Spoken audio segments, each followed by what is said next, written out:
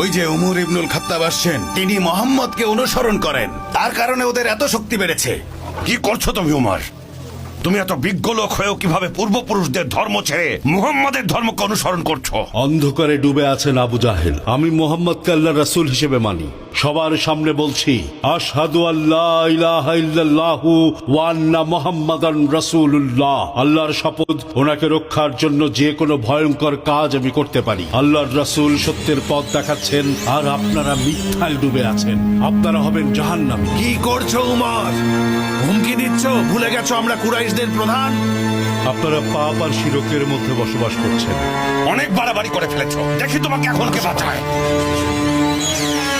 আমাদের ইসলামের পথে কিসের শব্দ হচ্ছে? ওমর ইবনুল খাত্তাব কুরাইশদের সঙ্গে কাবার প্রাঙ্গণে মারামারি করছেন। এখন তোমাকে কে বাঁচায় দেখি। ওকে মারো সবাই।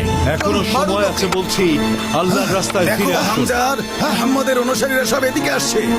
এসব কি হচ্ছে? সে আমাদের সাথে আগে মারামারি শুরু করেছে আবু আমারা। শুনে রাখুন, হ্যাঁ, আমি আগে মারামারি শুরু করেছি। আপনারা আল্লাহর শত্রু, আর মুসলিম ভাইরা আমরা এখন থেকে কাবার সামনে সালাত আদায় করব। দেখি কে আমাদের থামায়। মুসলমানদের জন্য অনেক করেছেন, নিশ্চয়ই আল্লাহ পুরস্কৃত করবেন। আমরা একে একে আমাদের সব শক্তিকে হারিয়ে ফেলছি। প্রথমে উমর, তারপরে হামজা। চলো। আল্লাহর শপথ, আপনারা যত মানুষই আমাদের বাধা দিতে আসেন না কেন, আমরা বিন্দুমাত্র ভয় পাই না। এর ওপর ঈমান এনেছি।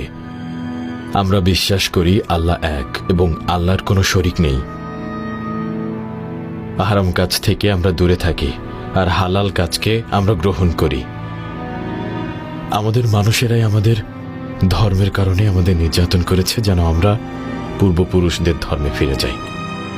এমনকি তারা এখনো চায় আমরা যেন আগের মতো পাপ কাজে লিপ্ত হয়ে, যেমনটা তারা করছে। তাদের নির্যাতনের মাত্রা যখন ছাড়িয়ে গেল, তখন আমরা আপনার ভূমিতে আশ্রয়ের জন্য হিজরত করেছি। আপনি আমাদেরকে নিরাপদ আশ্রয় দিয়েছেন। আমরা আশা করছি এখানে কোনো নির্যাতনের মুখোমুখি আমাদের আর হতে হবে না। তোমরা ওই ব্যক্তির শেখানো বাণী আমাকে শোনাতে পারবে? অবশ্যই মালিক। তাহলে শুনি। বিসমিল্লাহির রহমানির রহিম। কফ হা ইয়া আইন সাদ। এটা তোমার রবের অনুগ্রহের বিবরণ দাস জাকারিয়ার প্রতি। যখন সে তার রবকে গোপনে ডেকেছিল, সে বলেছিল, হে আমার রব, আমার হাড়গুলো দুর্বল হয়ে গেছে এবং বার্ধক্যবশত আমার মাথার চুলগুলো সাদা হয়ে গেছে। আমার রব, আপনার নিকট দোয়া করে আমি কখনো ব্যর্থ হইনি। আমার পরে স্বগোত্রীয়দের সম্পর্কে আশঙ্কা বোধ করছি। আমার স্ত্রী তো বন্ধা, অতএব আপনি আমাকে আপনার পক্ষ থেকে একজন উত্তরাধিকারী দান করুন, যে আমার উত্তরাধিকারী এবং ইয়াকুবের বংশের উত্তরাধিকারী। তাকে পছন্দনীয় বানিয়ে দিন। আল্লাহ বলেন, হে জাকারিয়া, তোমাকে একটি পুত্র সন্তানের সুসংবাদ দিচ্ছি, তার নাম ইয়াহিয়া। ইতপূর্বে কাউকে আমি এ নাম দেইনি। সে বলল, হে রব, কিভাবে পুত্র সন্তান হবে? আমার স্ত্রী তো বন্ধা, আর আমিও তো বার্ধক্যের শেষ পর্যায়ে পৌঁছে গিয়েছি। ফেরেশতারা বললেন, এভাবেই তোমার রব বলেছেন, এটা তোমার জন্য সহজ। আমি তো ইতপূর্বে তোমাকে সৃষ্টি করেছি, তখন তুমি কিছুই ছিলে না।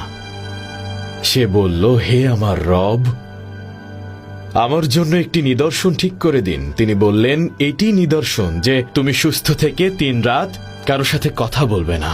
অতঃপর সে কুঠরি থেকে বের হয়ে তার সম্প্রদায়ের কাছে গেল এবং ইশারায় সকাল সন্ধ্যায় আল্লাহর প্রশংসা ও পবিত্রতা তাদেরকে বর্ণনা করতে বলল।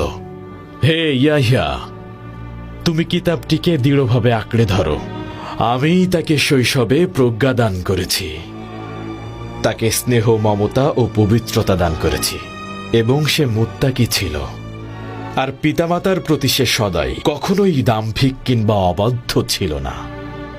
আর তার উপর শান্তি, যেদিন সে জন্মেছে, যেদিন মারা যাবে, আর যেদিন তাকে জীবিত অবস্থায় ওঠানো হবে। বাণীগুলো শুনে যিশুর উপর অবতীর্ণ হওয়া পবিত্র বাণীগুলোর মতোই মনে হচ্ছে। তোমরা যাও। আল্লাহর শপথ, যতদিন আমার হেফাজতে আছো তোমাদেরকে শত্রুর হাতে তুলে দিব না। আপনার উপর রহমত বর্ষিত হোক দয়ালু রাজা।